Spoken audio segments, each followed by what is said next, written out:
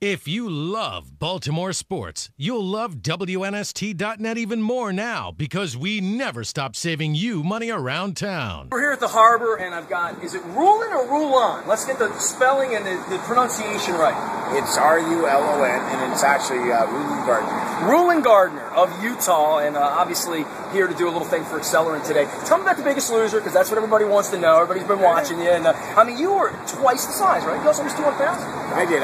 Well, not quite twice the size. I finished the show at 289, and that's actually exactly where I was when I won the gold medal in the Sydney Olympics. So, you know, I got back to my health, and ultimately I got my competitive fire back, and I thought, you know what, I got more in life than just going out and being the biggest loser. I want to go out, and I would like to make the Olympic team again, and potentially the 2012 Olympics, and I got my competitive fire back. You know, I didn't want to get down to 210 pounds, you know, where I had to be basically to win the show. And so for me, you know, I got my fire back, you know, I was back to health. You know what, my wife needed me more than I needed to be on that show. And they even said, you know what, when you're ready to go, just go. And, you know, my desire got there, and it's like, you know what, there'd be no better way than just to leave and just say thanks, I appreciate it, but, you know, I got better things to do with my time. You know, I wasn't always about, you know, going on The Biggest Loser for the money. You know, I was about going out there and getting control of my life back, and realizing what my dreams were again. And when I got on the show, I realized, you know, my dream, you know, could maybe to come back and make the, you know, a third Olympic team, and show people that maybe have battled their weight that there's no limitation if you put your mind to it. You know, anything's possible. So you're here today giving like a motivational speech in the business circle. We're here doing this thing with Accelerent down here at the harbor. We're a partner of Accelerent, so we just want to give them a shout out as well. For you with these speeches, have you been doing these all 10 years, even when you got bigger and heavier, or did you find it harder to go out and be the inspirational guy when you didn't feel good about yourself? Because clearly you got your game back right now, you know? Well, you know, honestly, you know, even though you put a little weight on, people don't say too many things, and it takes your true friends to really say, hey, you know, maybe you need to look at yourself in the mirror. And last year, about a year ago from this week, actually, you know, I had some friends that when I got inducted to the National Wrestling Hall of Fame, they said, hey, you know, we think that your health is in jeopardy if you continue to go this path with. How heavy were you? What was the highest number? When I went on the show, I was about 450, and then I put a little weight on to try to be as big as I could on The Biggest Loser. So I was about 450. I'd gained about 175 pounds from when I won the Olympic gold medal. How did that happen? Did it all happen within 2 years, or did it happen just, you know, every year you picked up a little more? You know, every year I picked up a little more. You know, I cut down from about 300 pounds, and so when I got down to the Olympics, I thought, you know what, I'm probably the best shape of my life. I'm, you know, physically the strongest.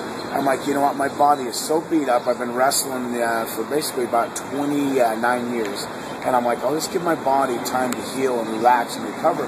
And the one day turned into 6 months to a year, and then it turned into 3 or 4 years.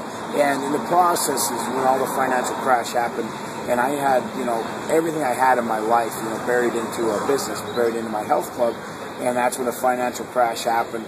Went out, had nobody to support me, and so for about a year and a half, I thought in my head that I was going to lose everything I had. So for me, it's like, you know what, you had nothing to lose. Just, you know, you're down, you're depressed. Just, you know, enjoy life, eat, and, you know, see what happens. And, you know, I was heavier, but I probably gained, you know, around 100 pounds within a year and a half. So what's the message of your speech today? Coming in, and obviously you're gearing back up. I mean, will you be the oldest Olympian to win titles if you do that? Or what are they going to write in the headline if you win? Well, you know, Dara Torres, you know, she was 44 at the last Olympics. Incredibly inspirational. Yep, she won the Olympic medal. Not bad looking either. No.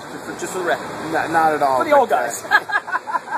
But Dara, she inspired me to think, wow, you know what? If she could do it, you know what? Why can't I? And you know, the sport of wrestling is such a physically demanding sport, and for me, it's kind of been interesting, you know, now getting back into the wrestling world and seeing all the guys that I used to compete with. You know, they're just going, you've been out of it for 7 years.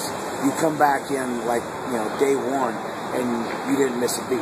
And maybe you're not as strong as you were, maybe you're not as physically dominant as you were, but within the next 11 months, you know, I think I could go make these big leaps and bounds, and there should be no reason why I can't make the Olympic team within a year from now, and hopefully have the chance to come back and make it to my third Olympic team. The only medal I'm missing is the silver, but You don't want that one.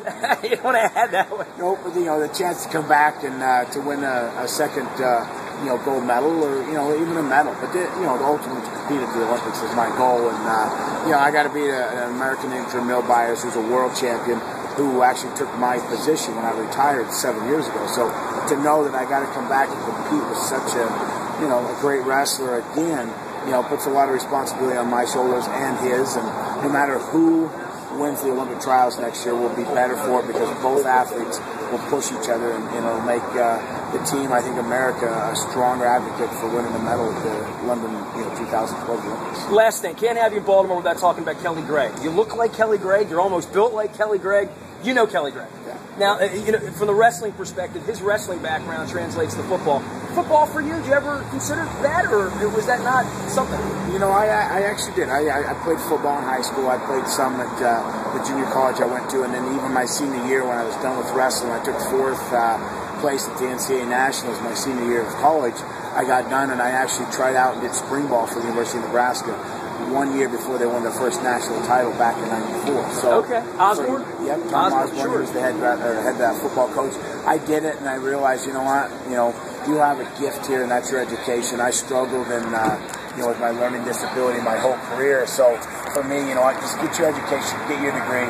And I went out and I graduated with my degree and thought about trying out. And for me, wrestling was a natural fit. And to see people like Kelly and see people that have wrestled their whole lives and understand the physical ability. But it's not about your size and just your natural gift. It's about what you want with your heart. And I think wrestling was just a gift for me individually to go out there and beat somebody one-on-one. And I had the opportunity to go to 2 Olympic Games. And it's all about dedicating yourself to your goal. And I had the opportunity to go out there and win, 1 gold medal, 1 bronze medal, won the world championship, and it is the most successful wrestler in greco-roman history in America. And it came from somebody that didn't have a lot of ability, but had a lot of heart. And I think the transition there to being a good football player, a good athlete, just a good person. If you give 100% every day, you achieve your goals. There's nothing you can't do. Makes you want to come down and hear the whole speech, doesn't it? Hey, Rulon, a pleasure, man. Welcome to Baltimore. He's here with Accelerent. I'm Nestor down at the Harbor. We'll check in. If you love Baltimore sports, you'll love WNST.net even more now because we never stop saving you money around town.